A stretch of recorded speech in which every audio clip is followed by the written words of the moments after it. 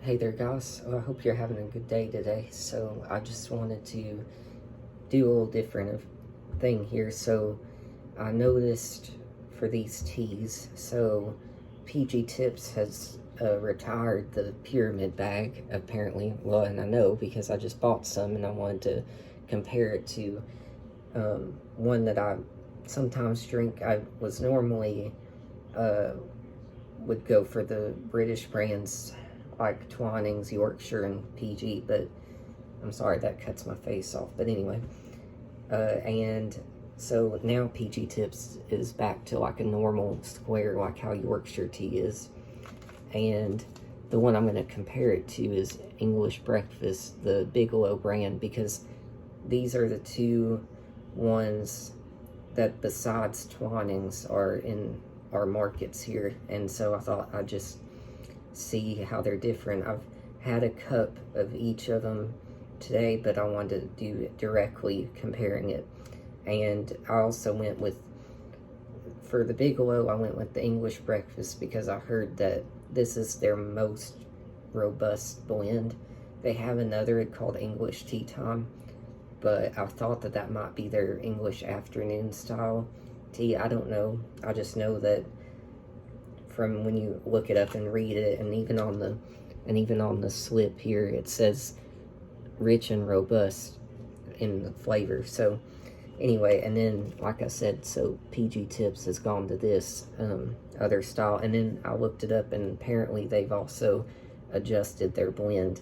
I kind of wish that Weaver didn't get rid of the pyramid because I liked it pretty good, but we'll see what they're like. So I didn't add any milk in it. And in color, first off, so I did, well, before I say that, I did what I always do with just boiling spring water, and I let them both sit for 3 minutes. Now, on both of them, they claim to be done after 2 minutes, but that's just, it's just always too weak to me after that. I go by the 3 to 5 minute direction, Right now, looking at them, the PG Tips looks a little bit lighter than the Bigelow. I tried my best to measure the water out perfectly as best I could. I did 2 of these into the kettle. So I'm going to try to do this and not get it everywhere.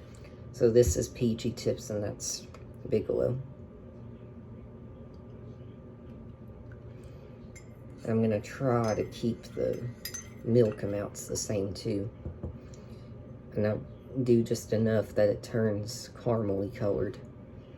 And that's how I normally drink it.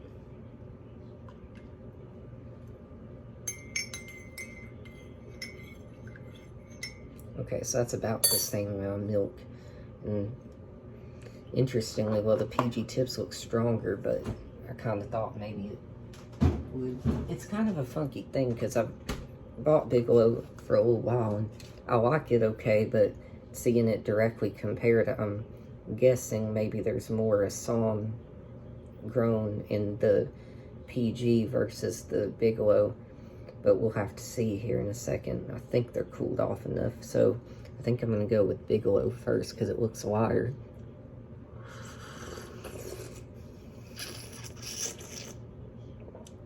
Okay, it's still it's strong enough. It's good.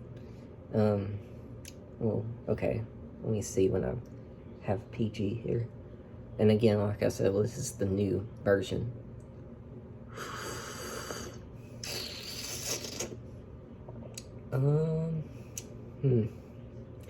The body's thicker on the PG than the Bigelow.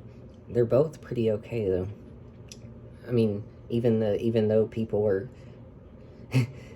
on Reddit, all these British people are calling new PG Tips one step above their own piss. I think it's much higher than that, personally. So, for me, let's see again. Okay.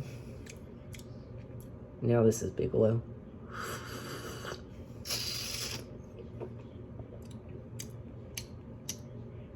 I think there's more Ceylon tea in this because this has, from Bigelow, because it has more of that wintergreen bite to it that you that I associate with the Ceylonese teas.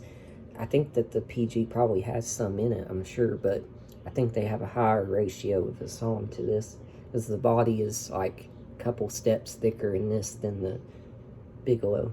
But I'll go again and just see.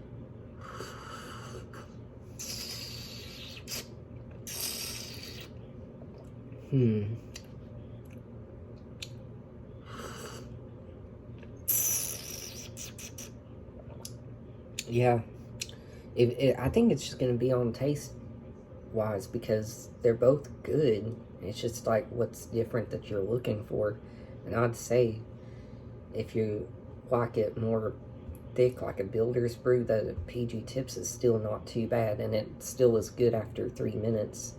And then if you want it to be more wintergreen character, more like this one reminds me the most of so the Bigelow version reminds me the most of that one I had from Hardy and Sons that I can't remember.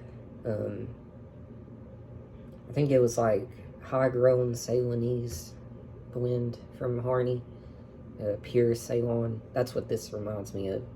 And like I said, it's not a bad thing. I just think that if there is any other teas in it, it's a lighter variety of tea plant.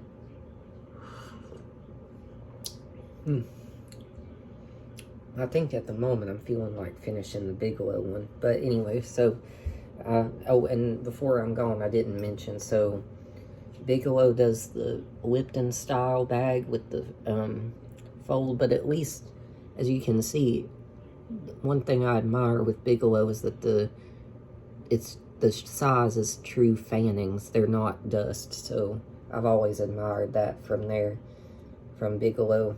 And I want to throw in here, I personally find Bigelow to be my most favorite Earl Grey, like, ever. That's in a grocery store.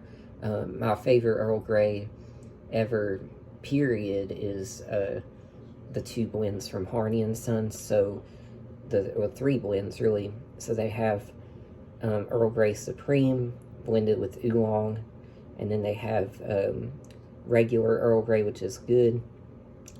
And then I think that when I like flavors in my tea, I don't all the time, but when I do, Hardy and Sons Paris is wonderful. It's a vanilla caramel Earl Grey, which is really good.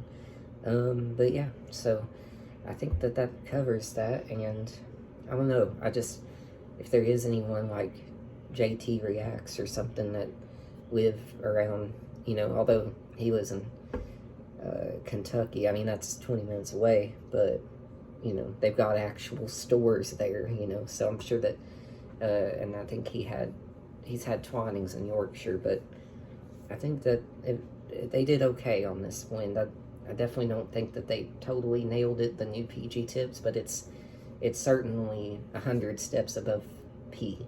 So, but yeah, well, I hope you guys have a good day, and I will see you.